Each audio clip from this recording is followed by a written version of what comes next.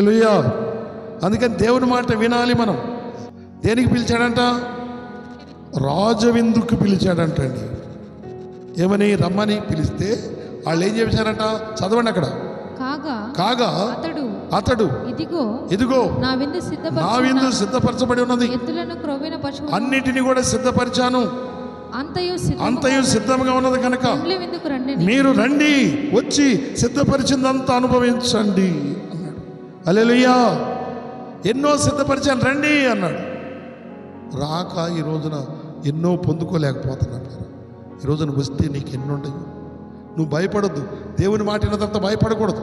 దేవుని మాట విన్న తర్వాత దిగులు పడకూడదు. దేవుడు నీకు ఎన్నో ఇస్తాడు. అన్ని పాపాలు విడిచిపెట్టు, పరిశుద్ధుడిగా మార్చడానికి ఇష్టపడు. దేవుని మార్గాలు నడిస్తే దేవుడు నిన్ను దీవించబోతున్నాడు. హల్లెలూయా, హల్లెలూయా. లోకాసు వార్త 19:17 చదివితే, లోకాసు వార్తలోండి 19వ అధ్యాయం 17వ వాక్యం మనం చదువుతున్నప్పుడు అక్కడ ఈ మాట మనం చూస్తున్నాం. అతడు బలా మంచి దాసుడా, అతడు బలా మంచి దాసుడా, నీవు ఈ కొంచెములో నమ్మకముగా ఉన్నావు గనుక 10 పట్టణాల మీద నీకు అధికారం ఇవ్వబోతున్నాడు. హల్లెలూయా. నిన్ను ఒక గొప్ప అధికారం చేయబోతున్నాడు. ఎంతో మంది మీద నిన్ను అధికారిగా చేయబోతున్నాడు. ఎవరి మాట వింటే? దేవుని మాటిని పిలుపుకు లోబడితే నిన్ను 10 పట్టణాల మీద ఒక ఎమ్మెల్యే గాను, ఎంపీ గాను, ఏమండి, ఒక అధికారం నీకు ఇస్తాడు. మంచివాడిగా మారితే, నువ్వు రాకపోతే, దేవుడి మాట వినకపోతే ఏది ఆశించినా కూడా దాన్ని పొందుకోలేవు.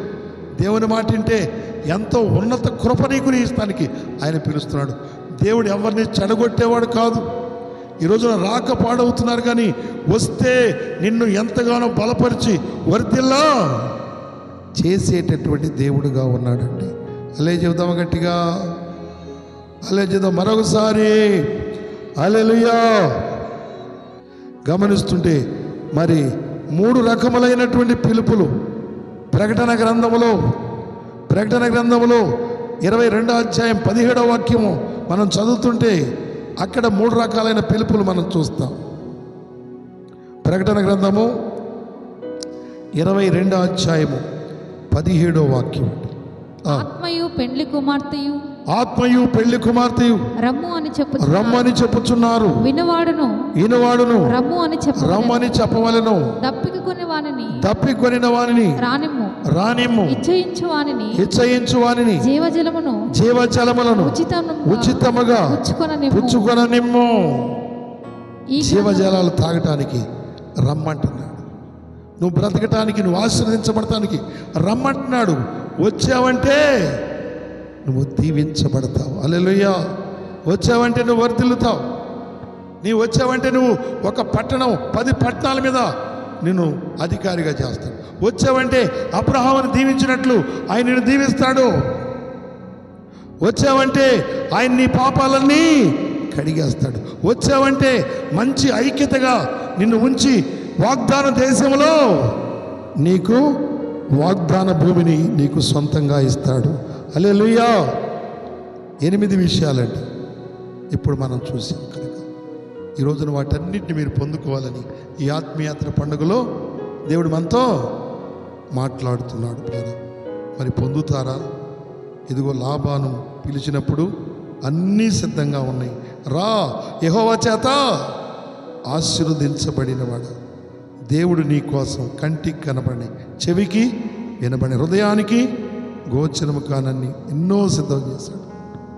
దేవులు ఆడుకోవద్దు, దొంగతనం చేయొద్దు, మోసం చేయొద్దు, అక్రమాలు చేయొద్దు. లేకపోతే రెక్కలన్నీ ముక్కలు చేసుకొని ఒంట్లో బలం అంతా అయిపోయేదాకా కూడా కొట్టుకులాడవద్దు. రెయ్యం బగలు కూడా కొంతమంది పిల్లరా వేకూరి లేచి చాలా రాత్రి దాకా ఎన్నెన్నో కష్టాలు పడుతూ సంపాదించడానికి ప్రయత్నం చేస్తారు.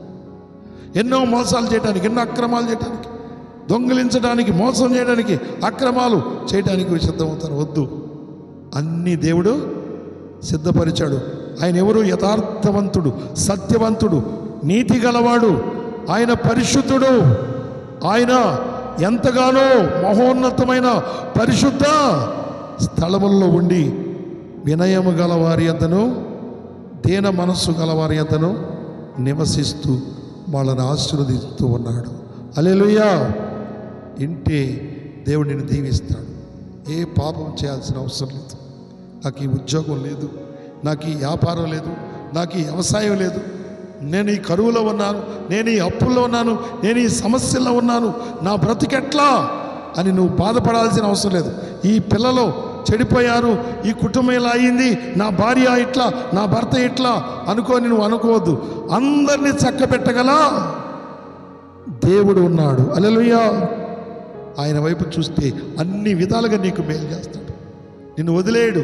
ఎవరు నిన్ను వదిలేసినా ఆయన వదిలేయడు. ఎవరు నిన్ను హేళన చేసినా ఆయన హేళన చేయడు. ఎవరు నిన్ను త్రోసివేసినా ఆయన త్రోసివేయడు. నిన్ను చేరదీస్తాడు, నిన్ను ఆదుకుంటాడు, నిన్ను దీవిస్తాడు. నీకు 10 పట్టణాల మీద అధికారిగా నిన్ను చేస్తాడు. హల్లెలూయా. హల్లెలూయా. దేవుని వైపు చూసే ప్రతి ఒక్కరిని ఆయన హెచ్చిస్తాడు, బలపరుస్తాడు, గొప్ప కార్యాలు చేసే దేవుడు కాదు. అందుకని పిలుపుకు లోబడాలి. ఆయన పిలుస్తున్నాడు. ఈ ఆత్మయాత్ర ప్రతిష్ట పండుగలలో మనల్ని పిలుస్తున్నాడు. నా కుమారులారా, నా కుమార్తెలారా రండి. ఇది మత మీటింగ్ కాదు, ఇది కులాలకి మీటింగ్ కాదు, ఇది సర్వజనులకు, భూలోక వంశాలన్నీ ఆయన్ని బట్టి, ఆయన నమ్మిన బిడ్డలను బట్టి ఆశీర్వదించబడతారండి. ఒక క్రైస్తవుడి ద్వారా ఎప్పుడు పాడుగావు ఏ సంఘము కానీ, ఏ సమాజం కానీ, ఏ యొక్క దేశం కానీ, గ్రామం పాడుగాదండి, బాగుపడతారు. హల్లెలూయా. యేసుక్రీస్తును నమ్మిన బిడ్డ ద్వారా అనేకులు పరిశుద్ధులు అవుతారు, నీతిమంతులు అవుతారు, యథార్థవంతులు అవుతారు, వర్ధిల్లుతారు. పిల్లరా, ఎవరు చెడిపోరు. ప్రార్థనకి వెళ్తున్నావరా చెడిపోయేవన్నట్టుగా అనుకుంటారు. మరి ప్రార్థనకి వెళ్తే ఎక్కడ చెడిపోతారండి? దేవుని మాటలు వింటే బాగుపడతారు, మేలు పొందుతారు, స్వస్థతను పొందుతారు, సకల ఆశీర్వాదాలు పొందుకుంటారు. హల్లెలూయా. కాబట్టి అట్టి దీవెన మనం పొందుకోవాలంటారా? పరిశుద్ధాత్మ దేవుడు ఈరోజు మనతో మాట్లాడుతున్నాడు. మిమ్మల్ని అందరిని ఆశీర్వదించడానికి ఆయన సిద్ధపడ్డాడు. మరి మీరు కూడా సిద్ధపడి, దేవా నన్ను ఆశీర్వదించు, నేను నీతో నడుస్తా, ఆత్మస్వరూపి నన్ను నడిపించు, నాకు తెలియదు ఇంతవరకు ఏం చేశాను, ఎలా బ్రతికాను, ఎదుగో లాభాను పిలిచినట్లుగా ఎదుగో నువ్వు నన్ను పిలుస్తున్నావు కనుక నేను వస్తాను, నీలో ఉన్న ఆశీర్వాదాలను అనుభవిస్తాను, నన్ను కనికరించు, నన్ను క్షమించు నాయన అని ప్రభు వైపు చూడు.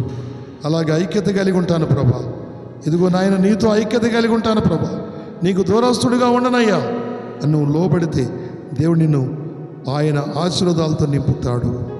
ఆయన నిన్ను బలపరుస్తాడు, నిన్ను ఉజ్జీవపరుస్తాడు. అందరం లేచి నిలబడదాం, అందరం లేచి నిలబడదాం, అందరం లేచి నిలబడి 2 చేతులు ఆకాశం తట్టు చూపి, అదిగో ప్రభు మనతో మాట్లాడుతూ ఉండగా, ఆయన స్వరం మనకి వినబడజేస్తూ ఉండగా, ప్రభా నన్ను బలపరచు, ప్రభా నన్ను నూతనపరచు, ప్రభా నన్ను ఉజ్జీవపరచు, ప్రభా నా జీవితాన్ని వెలిగించు. 8 రకాలుగా పిలిచావు. ఆ పిలుపుకు లోబడిన ప్రతి ఒక్కరూ ఆశీర్వదించబడ్డారు. నన్ను కూడా ఆశీర్వదించయ్యా.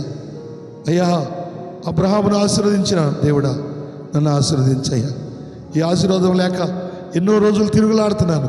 అది చేసి ఇది చేసి ఏది చేసినా నా జీవితంలో నెమ్మది రావట్లేదు, సమాధానం రావట్లేదు, శాంతి రావట్లేదు ప్రభా.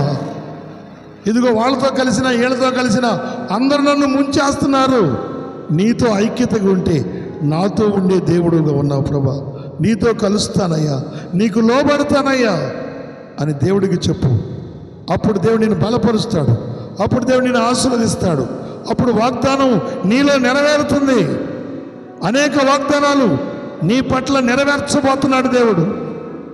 నిన్ను దీవించబోతున్నాడు. నా ప్రేమటువంటి అమ్మా, అయ్యా, అన్నా, తమ్ముడు, అక్క, చెల్లి, నిన్ను ఆశీర్వదించడానికి పిలిచాడు.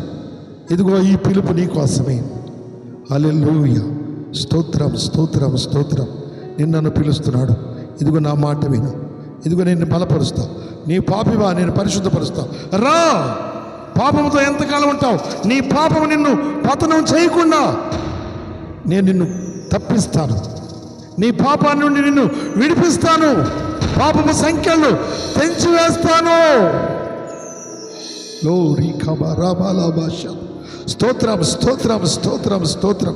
హల్లెలూయా, హల్లెలూయా. స్తుతి, స్తుతి, స్తుతి, స్తుతి.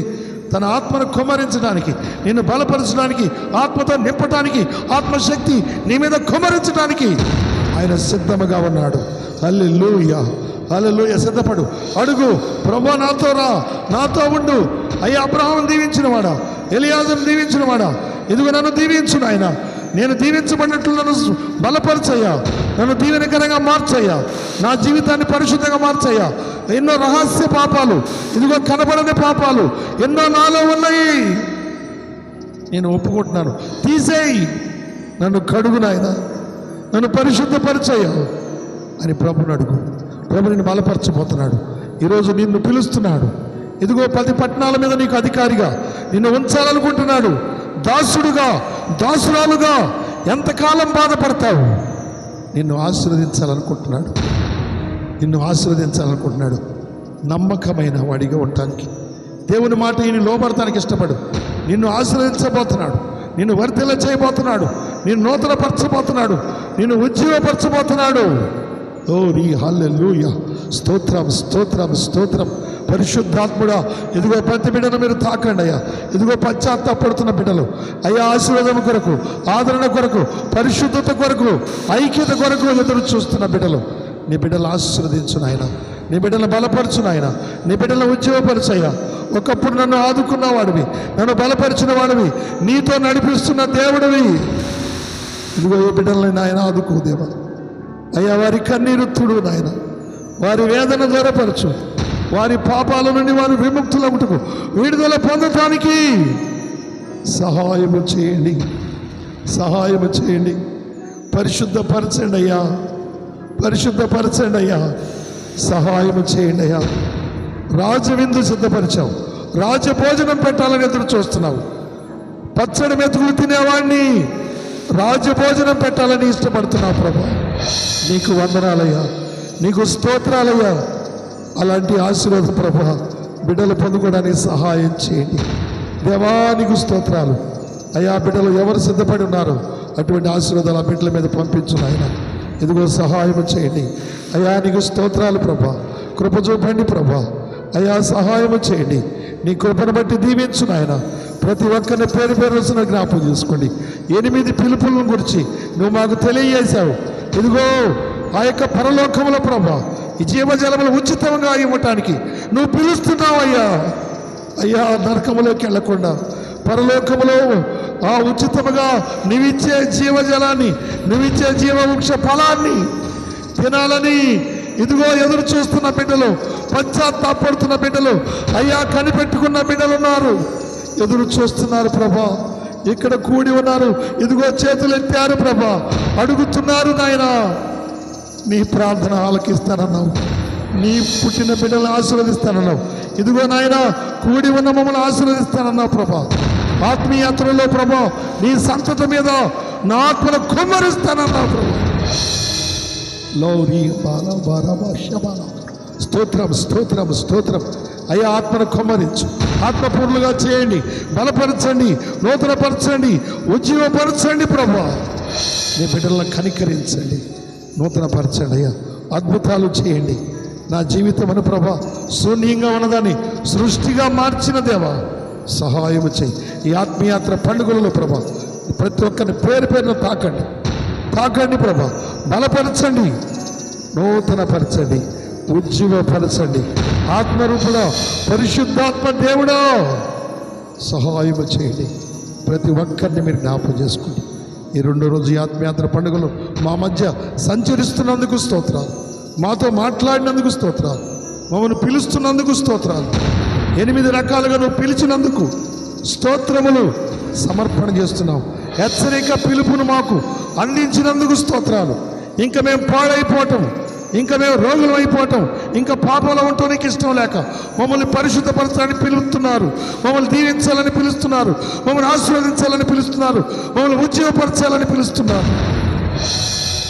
నీ బిడ్డలను దీవించయ్యా, దీవించు నాయన. పరిపూర్ణంగా దీవించు, పరిపూర్ణ అభిషేకంతో నింపు, పరిపూర్ణమైన కృపతో నింపండి, బలపరుచు నాయన. ఇదిగో ప్రభా ఇవన్నీ నువ్వు సిద్ధపరిచి మమ్మల్ని దీవించావు కదా. ఇక్కడికి వచ్చిన బిడ్డలందరినీ కూడా దీవించు నాయన. ఏ లోటులో ఉన్నారో నీకు తెలుసు, ఏ బలహీనతలో ఉన్నారో నీకు తెలుసు, ఏ బాధల్లో ఉన్నారో నీకు తెలుసు, ఏ శోధనలో ఉన్నారో నీకు తెలుసు. అయ్యా, ప్రతి బిడ్డ హృదయాన్ని ఎరిగిన దేవుడు ప్రభా, ఇదిగో గ్రహించగల దేవుడు ప్రభా, నీకు వందనాలు తండ్రి, నీకు స్తోత్రాలు. ప్రతి బిడ్డను జ్ఞాపకం చేసుకోండి, ప్రతి మనసును, ప్రతి గుండెను మీరు తాకండి, ప్రతి శరీరాన్ని మీరు తాకండి. ఇప్పుడే తండ్రి ఏ అనారోగ్యంతో వచ్చారో ప్రభా, ఆ రోగాలు తొలగిపోవును గాక, విమోచన వచ్చును గాక, స్వస్థత కలుగును గాక, నెమ్మది కలుగును గాక, ఆదరణ కలుగును గాక, అద్భుతాలు జరుగును గాక. దయ్యపు శక్తులతో పీడించబడుతున్న వారు విడుదల పొందుదురు గాక.